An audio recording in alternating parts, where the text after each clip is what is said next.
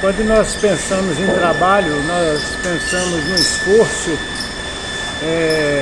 numa dignidade, pensamos no salário, na compensação e também pensamos na possibilidade de uma vida melhor. Mas quando pensamos em trabalho, nós devemos também pensar no descanso, devemos pensar em várias implicações que se inserem nesta realidade. A primeira coisa, nós devemos saber que um bom trabalho não pode ter preguiça, indisposição. Deve ser um desejo nosso de fazer sempre um trabalho melhor e pautado numa qualidade. Em Gênesis 3,15 nós temos a palavra dizendo que após a queda o homem foi destinado a um trabalho que ia produzir suor e até certo ponto uma insatisfação, porque muitos trabalham sem ter o prazer do trabalho e daquele trabalho que exerce, o fruto do trabalho. Então, desde o início, vemos que Deus ele engajou no processo da criação uma atividade criativa, desempenhando com alegria tudo que ele fazia. Essa revelação traz para nós que nós estamos debaixo de uma possibilidade de termos dignidade, entendemos a dignidade de Deus na obra da sua criação. Ou, pelo contrário, se nós não tivermos essa visão de que tudo que Deus fez é bom, o perfeito só gera o perfeito. Só que após a queda, o homem ele mudou de maneira significativa a visão de toda a realidade que agora ele estaria convivendo. O pecado destroça o homem, o pecado ele rouba a alegria do homem, o pecado atrapalha a caminhada da pessoa e até os seus objetivos, seus alvos. E envolve então fadiga, dor e condições às vezes não harmoniosas com aquilo que se pensa, se quer. Nem todos têm o privilégio de fazer o que gosta, mas todos podem ter o privilégio de aprender a gostar do que faz. É maturidade. Fazer o que gosta é privilégio. Aprender a gostar daquilo que faz é maturidade. Se você tira dali o seu sustento, a sua dignidade, a manutenção, os projetos da sua família, da sua vida. E nada com facilidade é tão significativo como aquilo que se consegue com alegria, com esforço e com dedicação. Vamos pensar a visão teológica, a visão de Deus sobre o trabalho. E devemos estar sempre pensando dentro de uma perspectiva cristã, a nossa relação com Deus e esse trabalho que temos. Primeiramente, nós não podemos ter o trabalho como uma mera sobrevivência ou busca de sucesso material. Nós temos que ter como uma missão, uma vocação, uma tarefa com um valor que serve como oportunidade tanto de nos construir como também abençoar outras vidas e servir a Deus. Essa visão bíblica ela nos leva tanto ao Novo como ao Velho Testamento, mostrando que a dignidade do trabalho, a importância, nos conduz de maneira a sermos diligentes, nos sempre vencendo, às vezes, indisposição, preguiça, e sempre sabendo que nós estamos construindo algo com amor, estamos construindo algo com amor, por amor, para alguém que nós amamos. Lutero ele mostrou que o trabalho ele é extensivo a Deus para nós, é uma vocação, não apenas uma função. E a manifestação do reino de Deus na terra nos mostra o trabalho que Jesus veio fazer. Numa perspectiva de um trabalho em que havia necessidade que alguém pagasse o preço. E com esse preço pago nós hoje podemos entender, somos salvos e podemos ser adoradores, sermos testemunhas vivas daquilo que cremos e daquilo que esperamos. E a ética do trabalho? É uma ética que valoriza a justiça, a responsabilidade, a diligência, a honestidade, a transparência. Isso é relacional, envolve o próximo, aqueles que estão junto conosco, em que não podemos roubar dos outros a oportunidade de ver que somos pessoas zelosas quanto àquilo que temos como compromisso com a empresa ou com as próprias necessidades de todo o grupo. E buscar excelência,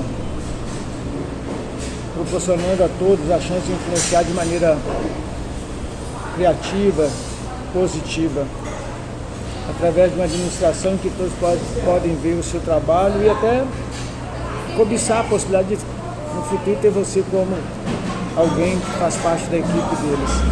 Quando saem do nosso meio, se tornam grandes empresários e quando tiveram tempo de pensar, lembraram que tinha alguém ao lado deles que era um exemplo e que pode ser confiado. E com isso vai produzir um desenvolvimento econômico sustentável, uma justiça social. E no âmbito pessoal nós vamos estar sempre crescendo, nos desenvolvendo, tanto na questão da habilidade como nas capacidades e nas atividades cotidianas. Nós temos em Provérbios algumas demonstrações muito interessantes. Lá há uma exortação dizendo, bater com a formiga, o preguiçoso. E a diligência, uma liderança, ela não pode ter presença preguiça e nem a visão de um fracasso. Muito pelo contrário, tem que ser uma disposição, uma ação, uma estratégia, uma dedicação. Provérbio 13:4 destaca a diferença entre meros desejos e aquilo que realmente é efetivado como uma ação. De forma que estamos dispostos a pagar o preço para conquistar o que nós tanto amamos já antes de ter. Isso ensina que o trabalho deve ser concreto, deve trazer resultado e devemos agir mais e falar às vezes menos. Enfatizar os benefícios daquilo que nós estamos construindo e, de consequência, seguir um caminho em que não haja a ociosidade. E quando houver a ociosidade, ela está prestando para a nossa inteligência um momento de reflexão, de pensar, de refletir a importância da prudência, porque se produzir bem, mas consumir mal é imprudência. E o esforço que temos para garantir o sucesso está justamente em produzir e administrar bem o que se produziu. A excelência faz parte daqueles que levam a sério as oportunidades e reconhecem as possibilidades em todo momento da vida, tanto das dificuldades como também do sucesso. Paulo, quando escreve aos Tessalonicenses, lá no capítulo 3, na segunda carta, de 10 a 12, ele adverte quanto à preguiça, uma dependência desnecessária dos outros. Ele mostra que o trabalho é uma responsabilidade pessoal, cada um deve contribuir com a sua parte, com a sua subsistência, e não ser um fardo para o outro. Efésios também fala que, Paulo escrevendo aos Efésios, no capítulo 4, versículo 28, que nós devemos, com a nossa capacidade, ajudar os outros a desenvolver também, produzindo transformações, ou seja, através da nossa administração, através do nosso serviço, da nossa generosidade, nós ensinamos o outro. Colossenses 3, 23, 24, Paulo também leva a um ato o trabalho como uma expressão de adoração, ao ponto de sermos convocados não a servir como por aparência aos homens, mas como servindo a Deus. Que maravilha! Você sabendo que o teu trabalho está sendo feito numa dimensão que não agrada apenas aquele que te contratou, mas sobretudo é porque você honra a Deus, o Deus que enche o seu coração de alegria no dia a dia, nas atividades, naquilo que você conquista, te dando sabedoria para administrar. Em 1 Tessalonicenses 4, 11 e 12 também, Paulo fala para os cristãos serem autossuficientes, respeitados no meio onde estão, produzindo trabalhos qualificados, honestos, e testemunhando, e com isso desenvolvendo um caráter cristão e exortando outros a melhorarem suas próprias vidas. E com isso vai acontecer o que? A preguiça ela não será adversário, a Bíblia será o caminho natural dessa pessoa, porque ela está buscando a direção de Deus. Essa pessoa vai empreender um progresso, tanto social como material, impactando de maneira positiva, com oração, com palavra, com adoração. e deixando um legado para o seu grupo que, além de trabalhar com a força física, é uma pessoa que usa a inteligência, que tudo para a glória de Deus. Jesus, antes de começar seu ministério, ele trabalhou como carpinteiro, segundo a palavra, e encontrou dignidade nisso.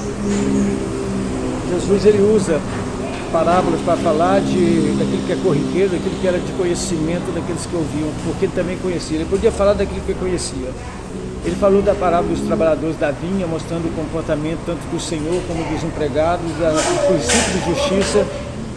Temos também a parábola dos talentos, quando também é confiado a alguém um trabalho, e essa pessoa, uns desenvolve, outros simplesmente com medo enterram o talento, a oportunidade, que são chamados à responsabilidade, são penalizados, tanto que aquele que duplicou recebe mais. Dentro da visão bíblica, o trabalho ele aponta para nós momentos de grande realização, nos chama a uma reflexão, a perceber realmente aquilo que compõe o nosso caráter, a nossa integridade, a diligência com que produzimos nossa vida, nossa família, até onde está havendo uma transformação em nós, em que nível isso participa da nossa adoração a Deus, da nossa fidelidade a Deus, tanto nos dízimos como também na expressão de gratidão nas ofertas. Um valor que deve ser destacado na vida de cada um é mostrar que através do trabalho há transformação. É interessante que o materialismo histórico de Marx nos traz a ideia de que o homem ele muda o seu contexto pelo meio de produção. Existem aqueles que exploram e aqueles que produzem e se alienam do que produz.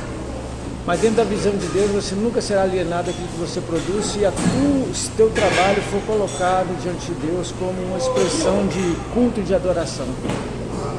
Nunca deixe que a preguiça faça parte da tua vida, muito pelo contrário, que você seja pronto para obedecer, porque quem aprende a servir, a ser obediente, se torna em potencial um grande líder, porque é um exemplo de trabalho, de dependência e de confiança e de descanso em Deus, e que Ele nos abençoe em nome de Jesus.